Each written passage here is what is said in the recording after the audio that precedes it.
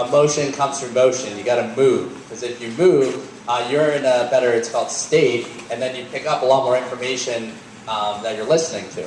So it's always funny when we have these meetings, and I don't want to repeat exactly what Ryan said, but new people come in, they're looking around, it's like, where am I? What's going on here? And after a while, you get recognized, someone on your team gets recognized, and you're like, all right, well, I'll have some fun. And you think about, why is it weird? Why is it weird that we're having fun at work, whatever we're doing? Because if you think about, when do most people in society actually actually celebrate, right? In my opinion, there's only two real times, right? The first one would be when people are partying or doing whatever they're doing, which is fine, I'm not against that or anything. And then something goes weird when people party and you're like, well, that wasn't me, that was so-and-so, whoever I was being while I was out. And the other time is, I'm a huge sports fan, like the biggest Boston sports fan you've ever seen, but you're rooting for what? You're rooting for a jersey. The players are always changing, the team's always changing and all this stuff, but if you win, your team wins and you're like at a game or something, won't you high-five anybody? Won't you just like go up and hug somebody? I remember I went to a game in the 2000, it was the Celtics playoff game, and we came back from 30 points down, and as soon as Paul Pierce hit the shot to give us the lead, this big, huge guy just picked me up over my head and he's just twirling me around, and my parents just looking at me, they're just laughing. They're just laughing. Now, if this was in the middle of the street, what would they do? They'd call the cops, right? So it's not actually what you're doing, it's the context in which you're doing something. So, my guys know this that are here. I say, let's just have fun. Like, who cares? Let's create some energy. Let's have some fun. So, you guys want to have some fun? Yeah! All right. So, here's what we're going to do. Find someone next to you. Someone's got to be your partner for just a minute. So, find someone next to you. Everybody get a partner real quick. If you don't have if there's a group of three, that's fine. And would my DJ mind putting on a song for a second? All right, so here's what you do. For 30 seconds, I want you guys to stand up. I want you to look at your partner and say, I challenge you. All right, I want you to outdo their energy for 30 seconds. So whatever you need to do, jump, dance, whatever you do. Ready? 1, 2, 3, go. I'm going to tell you a quick story about myself. I remember in high school, I ran track. I ran the mile in high school, and I just sort of got thrown into it. But I did really well. Every meet I was taking time off. 3 seconds, 5 seconds. I think I started at like 5:10, and by the end of my freshman year, I ran a 4:49 mile. Linfield is like in one of the last divisions in the state, but I had one of the top times in the state. And my coach said to me at the end of the year, he said, if you want to improve your time at all, you're going to have to really work at it. And I was like, yeah, sure. I drop time every meet. It's going to be wicked easy. Same thing's going to happen next season.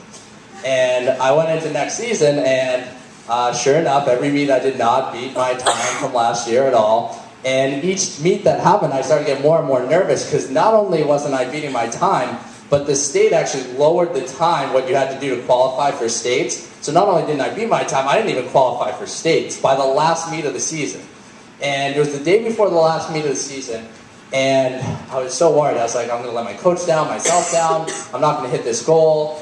And I don't know where my family was. I think my brother had a soccer game or some sporting event, whatever. And I was at my house, and I said, you know what? Forget about it. I don't care if I hit this goal. I actually had an injury at the time. My leg was like swollen. It's tough to describe the injury exactly because it's not a broken bone.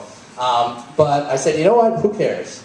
I said, if I give my best and it doesn't work out, it wasn't meant to be. But if I give my best and somehow I do it, with the fact that my leg's really hurting, I'll have a story that I can share for a really long time. So I don't know where I came up with this idea, but I literally walked around my house for the next 4 hours. And all I did was visualize myself actually running. And then when I would finish doing 4 laps around the inside of my house, I would actually cheer. I would get up and cheer like you guys were just cheering. And I did this for literally hours. And then by the time it was the afternoon and my parents came over to my house, I was just in this zone. They had no idea what was going on with me. And the next day I go to the track meet, and I had a limp, so I could barely even walk. And when I was warming up to jog, I was like jogging like this, and my coach was like, do you want to do this? Are you sure? And I'm like, no, coach, just whatever.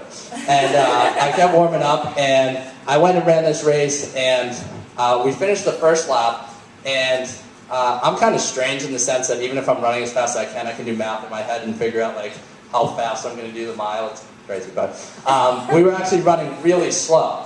And I was like, oh geez, how am I going to do this, whatever. We come through the second lap, so a mile's 4 laps, and I hear the time, and I'm like, we're way behind. Like, how in the world am I going to possibly pull this off? And 2 seconds later, I just said, forget about it, screw it, or whatever I said in my own head. And I said, the only thing I'm going to say for the next 2 laps is catch the next person. And that's all I did for 2 minutes and 10 seconds. And I said, catch the next person. There were tons of people in this meet. So I said, catch the next person, catch the next person, catch the next person. And when I finished the race, I crossed the finish line, and you're not supposed to do this when you finish a long race, but I just collapsed on the ground, and my manager comes over, and I can't breathe and can't move or anything like that. And my coach is one of the nicest guys ever, and usually he'd be like, oh, nice job. And he comes over with this clipboard, and he's like, And I'm like, will you just tell me what I did? Go on now, I just finished the race. And he goes, that was probably the most amazing thing I've ever seen, because my coach ran the mile in high school too, and in college, and he had run faster times than me, but he said he had never seen something like this. He said you ran negative splits, which means the second half of whatever race you're running was way faster than the first, and your fastest lap was the third lap, which never happens when you run the mile, because you're the tiredest, and the last lap you usually run faster because you're near the end. And he's like, you ran a 66 and a 69 or something like that. He's like, you ran 2:12 the second half of the mile, which makes no sense. And on the way home, I realized that I didn't actually run that race while I ran the race. I ran the race when I was doing it yesterday and convinced myself that I could do it. So how does this relate to what you're doing? Well, I realized the same thing works here. So it's not you get a result and then you're excited, because if you do that, the next time you get a result that you don't want, you'll be back where you were. Do you guys understand that? So it's about having that excitement up front. So if you ever hear one of your managers or someone who's one of the candidates up here say, I'm going to sell a homemaker on every demo, that doesn't mean they're literally going to sell a homemaker on every demo. What they're doing is they're talking to themselves about what happens when I sell a homemaker. How do I build rapport with the customer? What's my mentality? What am I going to talk to them about? What is it going to be like to actually ask the customer to buy? And one of the things, if you got a chance to know me, is that I read all kinds of success books. And that's one of the #1 things to be successful. If you can visualize yourself doing something before you actually do it, it's going to happen. I'll tell you one more quick story related to that. In one book that I read, they did a study where they had 2 basketball players that were professional basketball players that had the same exact free throw percentage for their entire career. And they did an experiment where they had one guy shoot 100 shots a day for 2 weeks, and the other person sat and did not shoot any basketballs for 2 weeks and visualized themselves shooting 500 baskets a day for 2 weeks. And then they had them each shoot 100 baskets at the end of the 2 weeks, and the person who didn't shoot a basketball for 2 weeks made more shots. And they thought that was a random thing, so they tried it again with 2 more people. Same thing happened. And they did the experiment 20 times, and the person who actually didn't shoot a basketball for 2 weeks made more free throws every single time. So, I don't know if you guys have ever heard this one, but the brain doesn't know the difference between thinking about doing something and actually doing it. Have any of you ever had a day where you didn't do anything except sit on the couch and you were exhausted, but you thought about all the things you should be doing? So technically, to your brain, what happened? You actually did them. So, you guys get where I'm going with that?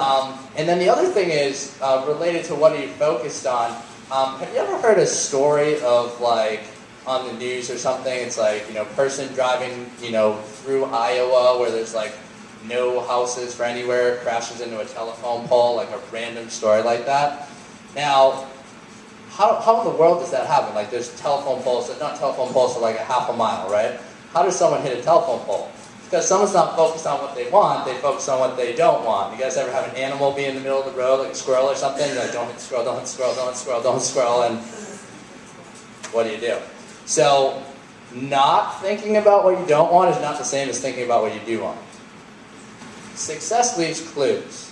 So, if you can master something and have a pattern or a plan of how you were successful at something, you could be successful at anything. So my story about running the really fast mile and track, that had nothing to do with track. That had to do with just showing you if you did that same thing with anything that you do, you could achieve that same result. And I now do that every single morning. So I wake up, I breathe, I move around, I jump around for 10 minutes, and then I visualize what I want to see happen for the day, the week, the year, all that stuff. And most of the things I think about either come to fruition or in the process of coming to fruition, because I'm always thinking about it.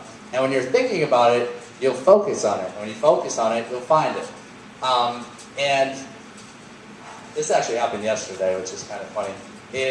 Have any of you guys not wanted to find something? Like your parents are telling you, like, can you go get this? Can you go get this? You're like, no, I don't know where it is. I don't know where it is. I don't know where it is. Like, I don't want to find it.